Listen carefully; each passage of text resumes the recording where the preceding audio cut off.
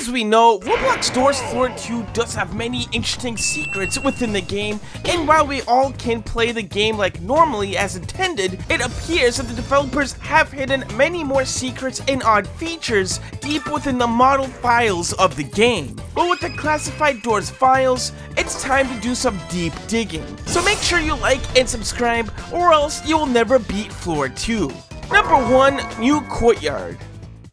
If you've played Floor 1 after the Mines update, then you should know that the developers did end up upgrading and revamping the courtyard, completely overhauling the once honestly outdated design. Having access to the courtyard does grant a better chance at looking for deeper secrets and hints that could be uncovered, especially because Reddibles texted me saying that there are several secrets in the courtyard and in the surrounding forest. And well, if we do take a look around the forest inside the courtyard, we can notice a giant vine-looking structure that seems to be winding its way around. This vine structure looks very familiar, doesn't it?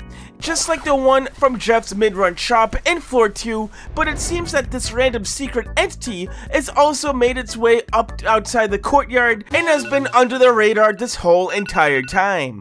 The vine seems to be coming out from a random bush from within the forest, but we're still not sure what this potential vine entity could be, and according to the file name, it's simply called Big Scary Vine. But other than that, there's more secrets. With the power of the free roam camera within the game model files, we can actually take a closer look at the new guiding light statue within the courtyard, and if we take a look at the new head charm looking asset, those circles that seem to be a part of the design are actually symbols of Seek's eyes being placed all throughout the border.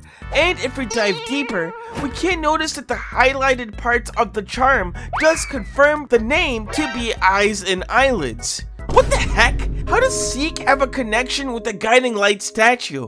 Could this be deeper lore where in the past, Seek actually took control of the guiding light at one point, especially with the supposed Seek charm being worn? Well, things do get a lot more interesting, especially the deeper we dive into this new courtyard, such as this little blob that the statue is pointing their sword into. This blob, especially if we pile on the Seek Eye charm, could be a reference at the statue defeating Seek in a possibly previous duel, but it's currently just a theory for now. Number 2, the Addit. The Addit is the first room where players are able to spawn right into the mines of Floor 2, and in the regular gameplay, it is a pretty interesting room in itself, but there are many limitations of what you can and cannot see within the map. Well, with a bit of magic, we are now into the sandbox version of the map within Roblox Studio, and with free camera mode enabled, there's a very interesting feature that we can look into here, and that is the elevator shaft going downwards from the elevator lobby. Obviously, there's nothing really interesting to note if we go up the elevator shaft, but if we take a look behind the broken elevator with free camera mode, we can see a hidden picture of a cat with 2 arrows being pointed to it. And yes, this has been confirmed to be found by many other players as well.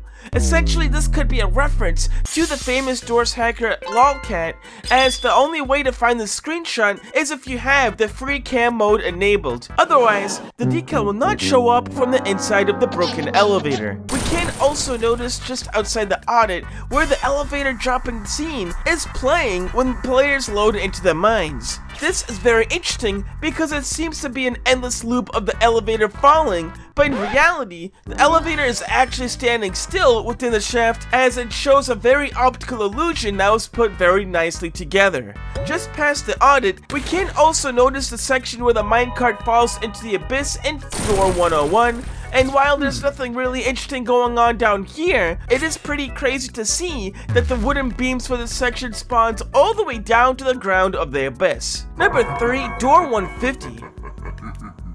While the Seek Chase rooms didn't really have anything special going on, other than confirming that these lockers don't have anything inside of them, Door 150 will be a fun one, especially considering you see just exactly how massive and giant the model is for the whole entire map. This is the first version of the map, which is actually just an open modeled version with no doors, lighting, and physics, while this is how the map actually looks, just like from the game itself. An interesting thing to note is that there are actually several rendered green grumbles in the map, one being from the opening cutscene into door 150, another being right at the chase to the button, and of course the final one being the one that chases you around the nesting grounds. Moving along, by changing the lighting, you can actually see what the giant ravine looks like where the drawbridge goes down and once all the anchors have been turned on. I wasn't able to find any secrets around this large area, but it is cool to see the amount of work the modelers had to put in. What's really interesting is that I was able to find not 3, not 4, but 5 total grumbles within the game files of door 150, and that does include the green grumble as well. It also explains why door 150 is really difficult because, well, that's a lot of grumbles to deal with at the same time. Now, as for the pile of Screech, you may be wondering what they decided to name the piles in order to confirm any possible lore, but the name of the piles is simply Screech Pile, which isn't really helpful at all. We can also notice a couple of sections in the tunnels where grumbles are able to go from one floor to the other, and these are not accessible by players, so try not to get stuck within these areas of the room. Number 4, Jeff's Shop.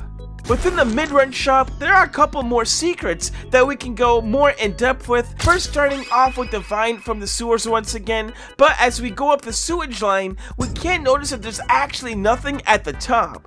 Also behind Jeff's shop, you can also find a random gold coin sitting in the void. This is presumably to be used by Jeff when playing and tossing around a gold coin periodically. Unfortunately, we still can't see what Jeff looks like, but we can confirm that he does have 6 tentacles, which is pretty interesting. We usually only see him with 2 from within the game. Number 5, Room 200.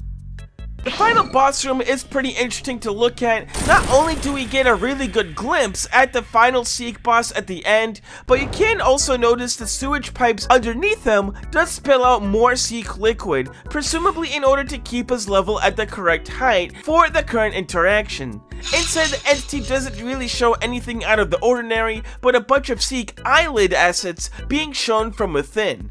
You can also notice Seek's goop does end up going outside of the map, especially as some players did end up glitching from the game and landing there, causing them to get hurt. Other than that, there's actually nothing too major to report, unfortunately. Number 6, Castle Grounds.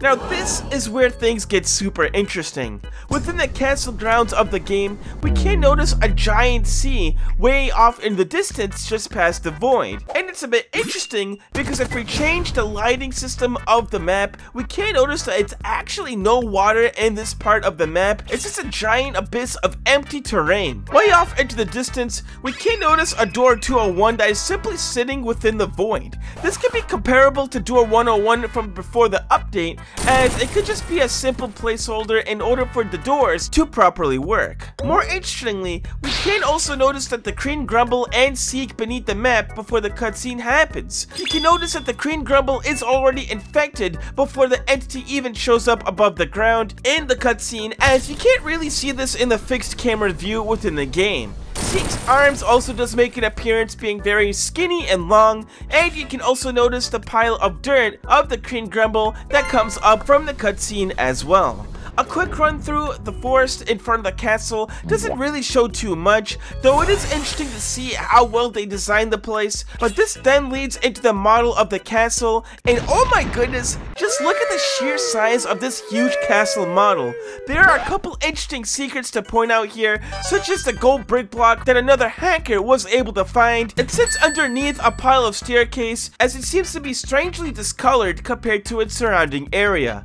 Also, you can notice more festering meat from behind the castle doors and surrounding areas as well, hinting that figure will be a problem in the next floor. We can also notice the castle floor texture being long straight pieces of wood, possibly being a leak of what the ground will look like in the new floor. Unfortunately, the towers of the castle doesn't really show anything cool and exciting, as all of them are rendered empty from within, but what an amazing ending model that the developers were able to piece together, getting a decent view from the top of the tower. But what's your opinions on some of these findings? Like and subscribe, and take care.